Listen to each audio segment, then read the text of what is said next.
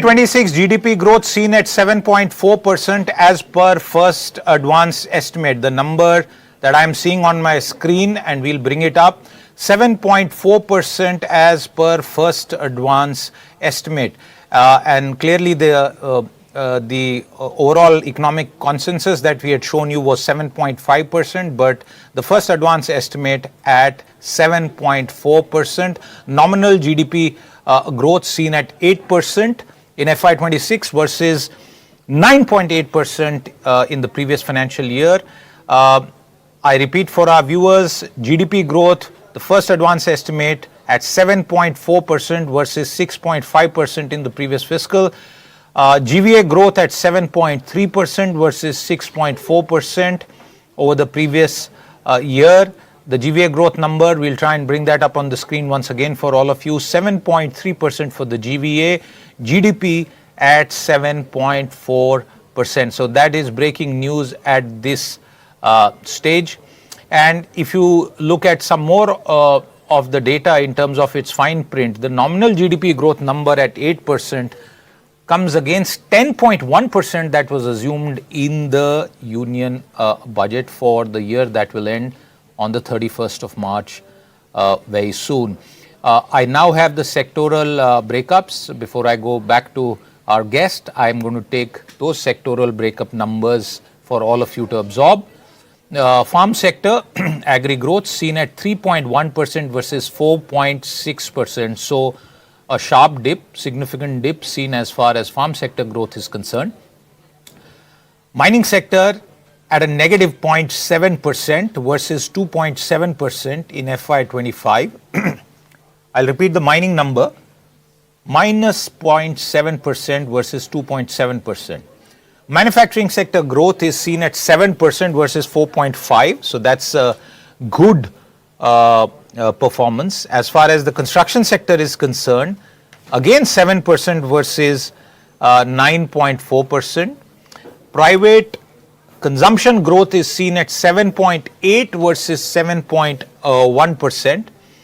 Government consumption expenditure growth is almost double of the previous year's number of 2.3%. It comes in at 5.2%. As far as the services sector is concerned, viewers, the latest numbers see that number at 9.1% versus 7.2%. So clearly services followed by manufacturing, the two stars as far as the growth sectoral composition is concerned. Saugata, quick comment on these numbers, and I'll keep the industry number also that I have as you speak. Industry growth at 6.2% versus 5.9%. So we have numbers for farm, we have construction, we have mining, we have manufacturing, we have services, and we have industry. So it's clear that services is the star, followed by manufacturing, industry holding up pretty decently, farm sector and mining clearly a concern. And these are numbers that one had anticipated over the year. But Saugata, your comments on these numbers.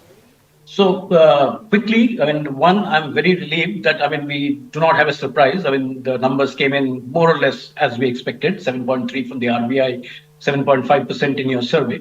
So that's number one. Second, the reassuring part is that manufacturing seems to have revived. The growth in manufacturing, as he pointed out. So that many people were expecting a slowdown in manufacturing. That hasn't happened. And presumably a large part of that is due to the manufacturing exports. The electronics, Apple watches, etc., that we are now manufacturing together with all project services. So that is one very good news. I'm a little bit surprised with the lower agriculture because this time round Kharif harvest and the expected Rabi harvest, given the sowing pattern, the rainfall, etc., was expected to be high, and horticulture also has been doing pretty well. So I'm a little bit surprised on the agricultural number, if I have caught your number right, 3.1%. So other than that, the financial services sector, I believe that's what you call 9.1%. So that also, given the way that the financial services are computed using the so-called FISM method, based on bank deposits and credit, that is also a very creditable one. And that also, I think, is coming in from the real estate, being contributed by that group. which is the real estate segment. So overall, I think the numbers are very reassuring. And even sectorally, I mean, the sectors that we had expected to be relatively weak have outperformed. Okay.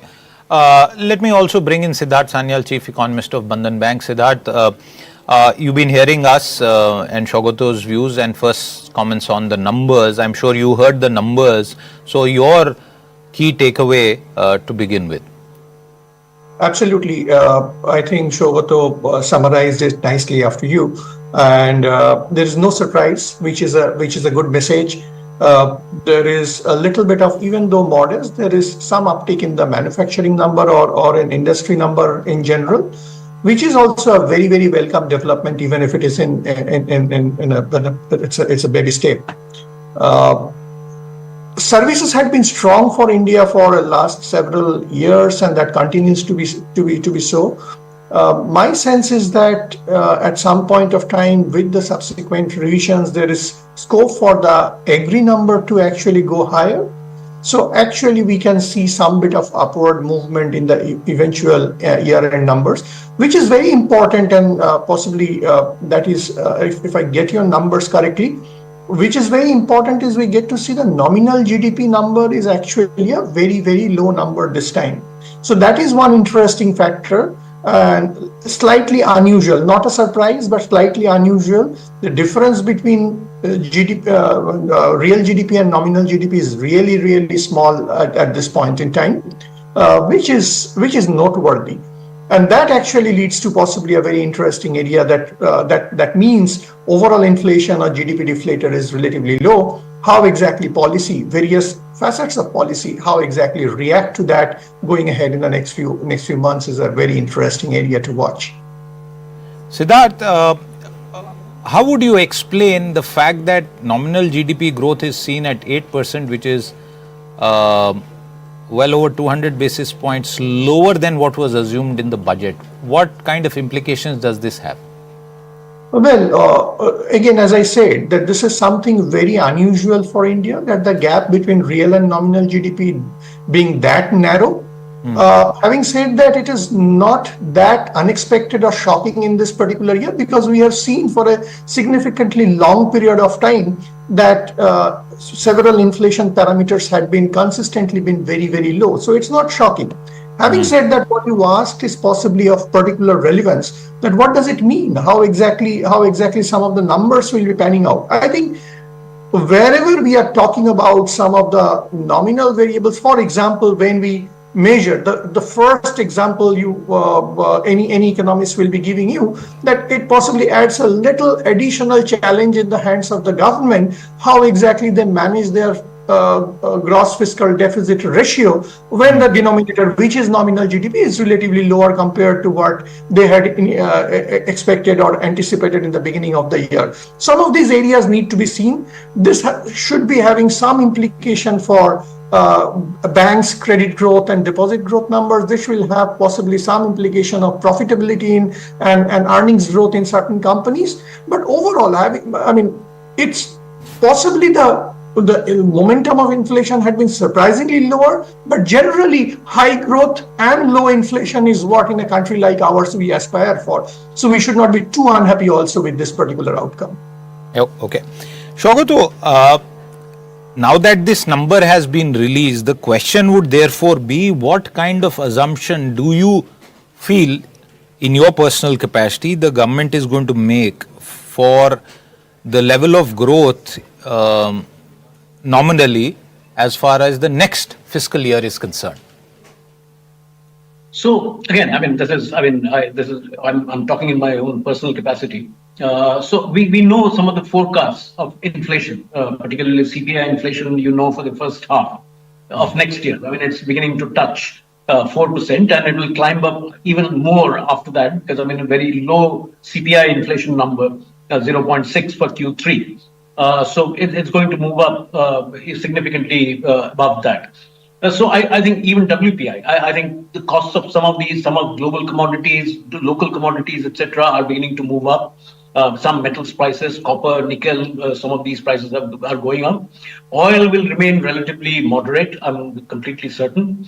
So given these, we definitely should expect nominal, well, the WPI and the CPI combination, which leads to the nominal growth, should climb up from the 0.6% that is being estimated for FY26.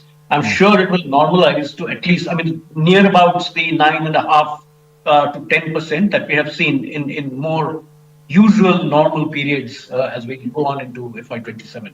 So I don't know what numbers will be assumed in the budget, but my own sense is GDP deflator will probably normalize close to that 200 basis points, 2% over and above the real GDP in FY27.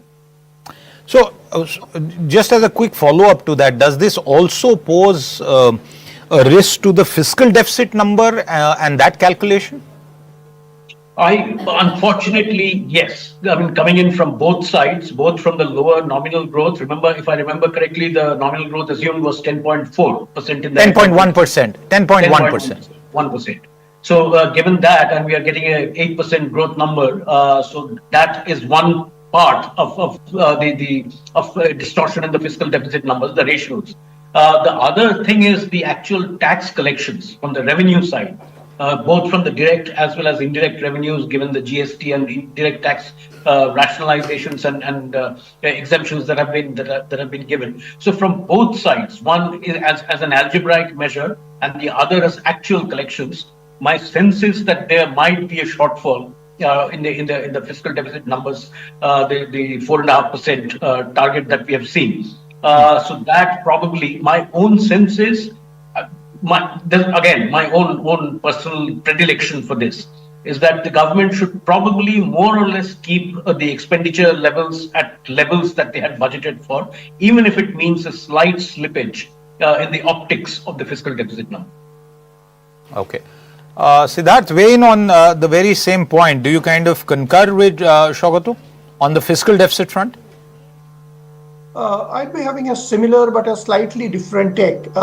It's very true when the government, in a year when the government has given so much tax relief to people in various forms, that actually is some kind of a headwind to revenue growth. Also, the nominal GDP, slower nominal GDP growth means that leads to some kind of a challenge or headwind for the government to meet their fiscal deficit ratio target. Maybe even with the as we all can work out, with the same quantum of fiscal deficit in rupees crore or rupees trillion, it might mean a slightly higher percentage of gross fiscal deficit to GDP. That's a reality.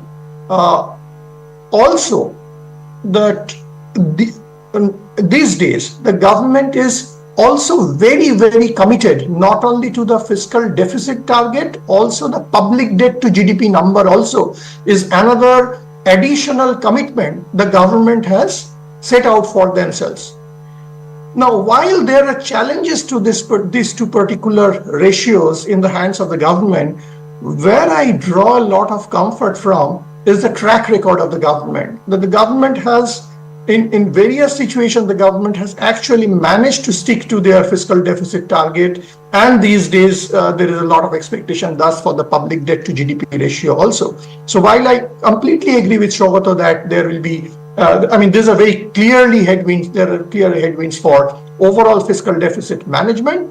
The government's track record would actually give you a lot of confidence that they have avoided slippages. Having said that, the kind of zone where the fiscal deficit targets are there in the low 4% kind of a vicinity, there is not too much of a harm even if we miss it by 10 or 20 or 15 basis point. But more often than not, or almost always, they have been very, very meticulous in meeting that, if not overachieving. Saugata, with this kind of backdrop, and this is of course the first advance estimate, but till February 28th we'll have to live with these numbers only. What kind of nominal growth number can we expect in the forthcoming budget for the next fiscal? So again, as I mentioned, Siddharth, that my sense is that they will be taking forecasts from a lot on inflation and thence the deflator. GDP deflator. From a lot of sources, I'm sure from the Reserve Bank, from other sources, government think tanks, the Chief Economic Advisor's Office, etc. So all of that.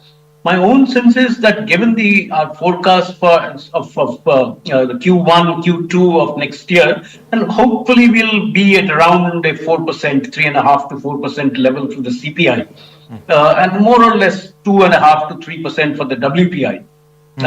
In next year, and given the preponderance of the WPI in the deflator, my own guess is that they will be sticking to somewhere close to about 10%. I mean, let's keep it in the range of 9.5 to 10.5%. I think it will be on the lower side, but my presumption is that that's the working range that they will be looking at for their forecast, for their projections. Okay.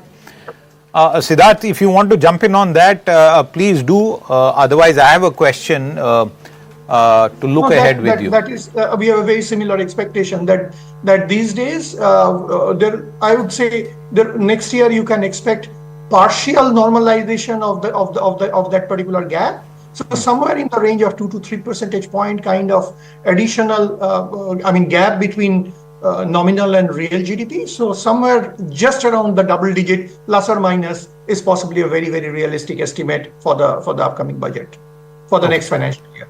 Okay, Siddharth, I'll stay with you because I did right at the top of the conversation bring these numbers up with Saugata, but I want your view. So data that I have with me here, and I'll just kind of read it off for our viewers to absorb. So if you just take September, October, November, 3 months data for GST revenue, we know the reasons, but just look at the number. GST revenue has shown a very sharp slowdown, 9.1 to 4.6 to 0.7. If you look at electricity demand, it was actually negative in October and November, and petroleum consumption was negative in October and November. The question therefore I have for you is, as we head into, and the budget preparation is already underway, what kind of policy priorities do you expect the government to follow? One, on revenue, and as far as its spending priorities are concerned. Siddharth, with you first, and then the same points I will go to Saugata. I think, Siddharth, the government has actually made its priorities pretty clear. It has actually come on the front foot to provide some bit of support for growth and growth momentum more often than not in the last several months or last several quarters. And given the fact that several other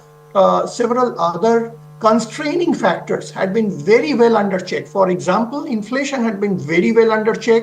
Fiscal deficit, at least at the central level, had been very well under check, and generally current account deficit had been very well under check. It actually offers the government that much of liberty to do that. I don't see that particular pattern changing anytime soon. So wherever possible, there will be support from the government in terms of, boosting the growth momentum, which we can take a lot of comfort from and pride in, possibly. So that part is very, very, very clear. And sorry, Siddharth, there was a second part of your question. Essentially that in terms of the priorities that you expect the government to follow as far as spending is concerned. Well, I think that part is clear. The government will possibly continue to provide support to growth wherever possible. Sorry, I missed the first part of your question, which is about revenue. The three high frequency indicators. Revenue mobilization. And also the GST revenue. So GST revenue will have some bit of, we know that this is some kind of a headwind so far as the government revenue is concerned. We all acknowledge that very clearly right in the beginning. However, I would say that we need to see these data points with a pinch of salt, because it should not be seen as necessarily any big dip in the momentum of growth, because obviously September onwards there has been a significant GST relief. Also, there had been some bit of holiday realignment during the month of October in this particular year. Diwali holidays shifting in October rather than November in this particular year. These things from a month-to-month basis do impact some of these high-frequency numbers. So we should not be overtly concerned about whether some of these variables do indicate any major loss in momentum. Rather, my sense is that given there are multiple channels of policy support, the growth momentum by and large remains in place. There are challenges from the external side. There are challenges from some of the factors like weather aberrations happening more often than not. But apart from that, I think overall the growth momentum also remains broadly in shape. Okay. Saugata, as we wind down the conversation, explain to our viewers something that they may have heard, read, which is a Goldilocks phase for India's economy. Since we are speaking at the top of the calendar year, and all of you economists are more in tune with financial years, fiscal years, from a calendar year perspective, how would you describe the possibilities for the Indian economy in 2026? Well, I mean, a tough one as always. 2025, calendar 2025 was not so good. I mean, despite the headline growth numbers, etc., I mean, there have been multiple challenges in the system. So one very good thing that has emerged out of the 2025 policy response is this coordinated, cross-sectoral, across-the-board reforms that have been put in place. And 2026, given everything else, given even assuming that nothing happens on the US trade front, trade deal, or whatever, even assuming that, I think the effects of some of these measures will begin to start showing up in calendar 2026. There are likely to be multiple challenges, but if over and above this, there is an improvement on our trade front, the way that the global capability centers are coming in, boosting services sector growth, that probably also is getting dependent on will have an effect on manufacturing.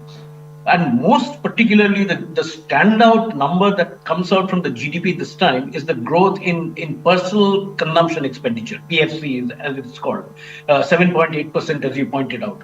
So that's a clear reversal of a trend that we have seen over the last 3 years of growth in that segment coming down. So I think that augurs well.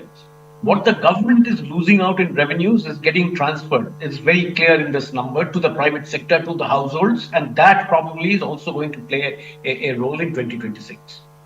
Okay. Siddharth, that very same question to you. No, that's very true. Some of these factors which have started seeping in the background, they typically work with a little bit of lag for a few months. And possibly the bulk of the benefits in terms of the lower GST collection, GST tax rate, or even the lower income tax rate, all these things will possibly show some result. And as Saugata said so rightly, that traditionally, in case of India, the bedrock for growth is private final consumption expenditure, or PFC, the way we normally refer to it. So PFC typically in case of India is rock solid, typically contributes 5 to 6 percentage point of growth by itself, which had been significantly weaker in the last 2 to 3 years, which seems to be making a turnaround, which is very, very heartening, because the large contribution of PFC actually constitutes the bedrock. And on top of that, the delta comes typically from either investment and net exports together.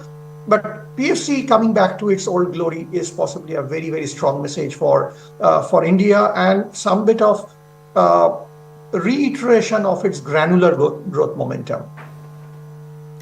Absolutely. And as our guests have been saying, 2025, despite all the challenges, all the tariff turmoil and volatility in the wider external front, it's clear that the government, and as Saugata Bhattacharya said, multiple entities, regulators included, have moved, and 2025, when we look at it in our rear view mirror, was clearly the year of reform. But the expectation is that that momentum will continue and hopefully pick up pace in calendar 2026, because there is still a lot that is left to be done. And beyond today's first advance estimate for the current financial year, we will wait for the budget, and after that, the new GDP series. Saugata Bhattacharya and Siddharth Sanyal, thank you very much for your time with us today.